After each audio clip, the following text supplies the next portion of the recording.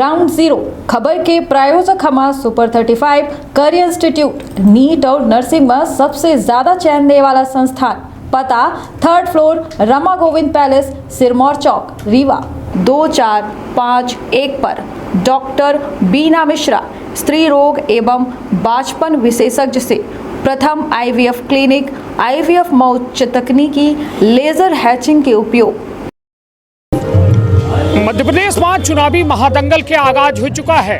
हम मौजूद हैं सीधी के 77 विधानसभा में, जहां भाजपा और कांग्रेस दोनों के द्वारा उम्मीदवारों का मैदान में उतार दिया गया है। हमारे साथ जो है एक खास शख्सियत है जिनके द्वारा सीधी के पूरे चुनाव पर आपन पैनी नजर रखी गई ही। आखिर का कुछ जो है माहौल सीधी के है जाने के प्रयास करी थे। तो विंध्य क्षेत्र के ये पहल बघेली न्यूज चैनल में हम करी तिवारी अपना पंचन का सभी जनन का प्रणाम करी थे और शुरुआत करी थे खास बातचीत के। भाई साहब पहले तो बहुत बहुत स्वागत है आपका सीधी में। बहुत धन्यवाद आपका।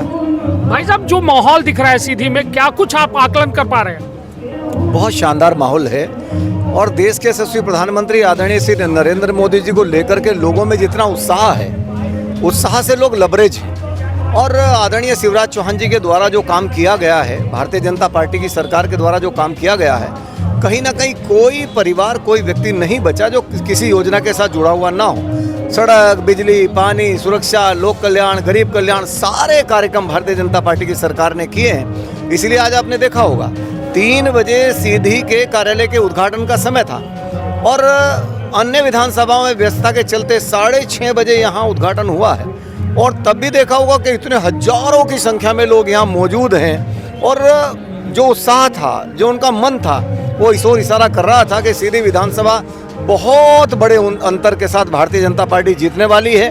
इस जनपद की सारी विधानसभाओं को हम जीतेंगे और उसका मूल कारण ये भी है कि यहाँ से जो प्रत्याशी हैं रीति पाठक जी, 10 साल तक सांसद के रूप में बहुत गंभीरता के साथ उन्होंने सदन में इस लोकसभा की सारी समस्याओं को उठाया है, लगातार उठाने का प्रयास किया है। और भारतीय जनता पार्टी के चाहे राष्ट्रीय नेतृत्व हो, चाहे प्रदेश का नेतृत्व हो, उसी के नेतृत्व का परिणाम है कि आज सड़क बिजली का जाल जो बिछा हुआ है पूरे मध्य प्रदेश के अंदर, वैसे तो कहूँगा पूरे देश के अंदर, ये आम आदमी के जीवन को ऊपर उठाने का काम भारतीय जनता पार्टी ने किया है। और यही सपना पंडित दीनदयाल उपाध्याय जी का था कि अंतिम छोर तक जो व्यक्ति खड़ा है, उस अंतिम छोर के व्यक्ति को न्याय देना है, विकास की योजनाओं को पहुंचाना है। मैं बधाई दूंगा आदरणीय नरेंद्र मोदी जी को कि उन्होंने अपनी योजनाओं के माध्यम से सुदूर गांव में भी जो अंतिम दरवाजे पर व्यक्ति खड़ा है उसके लिए भी योजनाएं दी हैं। चाहे आयुष्मान कार्ड दिया हो, चाहे शौचालय दिया हो, चाहे प्रधानमंत्री आवास दिया हो, चाहे लाडली बहना दिया हो, अनेक सारी योजनाएं 2 घंटे में बताता रहूँगा तो योजनाएं खत्म नहीं होंगी। इसलिए बहुत उत्साह लोगों के अंदर है। व्यापारी, मजदूर, किसान, नौजवान, हमारी बहनें, सभी में बड़ा उत्साह है और लगातार लोगों ने मनवाया बड़े बहुमत के साथ भारतीय जनता पार्टी की सरकार मध्य प्रदेश में आने वाली है। हिंदुत्व का मुद्दा आप कितना हावी देखते हैं इस चुनाव में? नहीं, हिंदुत्व हमारी आत्मा है, हिंदुत्व हमारे प्राण हैं। और मैं कह सकता हूँ कि उन लोगों को विचार करना चाहिए जो लोग कहते हैं कि हम सनातन को समाप्त कर देंगे। कुछ लोग कहते हैं कि सनातन डेंगू की तरह से है। और मैं कहूँगा कि कांग्रेस के लोगों की ये ओछी जो मानसिकता है, इस ओछी मानसिकता से उन्हें बाहर आना चाहिए। और उसका सबसे बड़ा कारण है काम उन्होंने कुछ किया नहीं।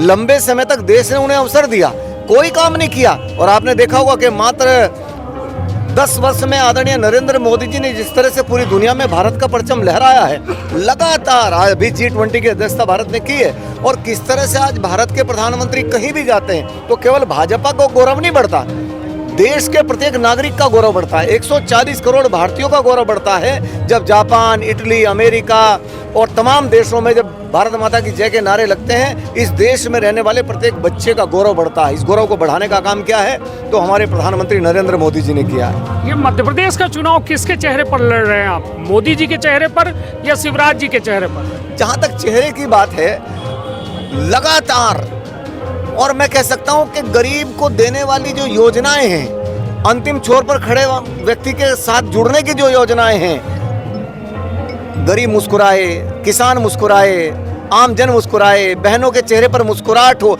उनका जो मुस्कुराता चेहरा है वही हमारा चेहरा है। आम जन का जो मुस्कुराता चेहरा है, जो हमारी बहनों का मुस्कुराता चेहरा है, हमारे किसानों का मुस्कुराता चेहरा है, हमारे अन्नदाताओं का मुस्कुराता चेहरा है, हमारे युवाओं का मुस्कुराता चेहरा है, और सुदूर गांव में बैठे आदिवासी को प्रधानमंत्री ग्राम सड़क योजना से जोड़ करके जो उनके चेहरे पर मुस्कुराहट दी है, वही हमारा चेहरा है और वही प्रधानमंत्री चाहते हैं कि एक एक जन के चेहरे पर मुस्कुराहट हो। उनके चेहरे पर मुस्कुराहट है, वही भाजपा का चेहरा है और मैं कह सकता हूँ उनके चेहरे पर मुस्कुराहट हो, यही भाजपा का लक्ष्य है। भाई साहब, एक आखिरी सवाल, जो सीधी के आप प्रभारी भी हैं, सीधी में एक आपके ही पार्टी के विधायक थे केदारनाथ शुक्ला, उनके द्वारा पार्टी से बगावत करके ऐलान किया गया है कि हम चुनाव लड़ेंगे और 23 तारीख को फॉर्म भरेंगे। क्या कुछ उनसे आपका संवाद हो पाया है या पार्टी का संवाद हो पाया है, या फिर क्या कुछ आप लोग की तैयारी है कि यदि आपके पार्टी के अंदर ही किसी के द्वारा बगावत की गई है तो उसको कैसे देखते हैं? नहीं, मैं उनसे स्वयं मिला हूँ, हमारे पार्टी के सम्मानित नेता हैं और मैं कह सकता हूँ कि अभी ऐसा कोई विषय मेरे सामने नहीं आया।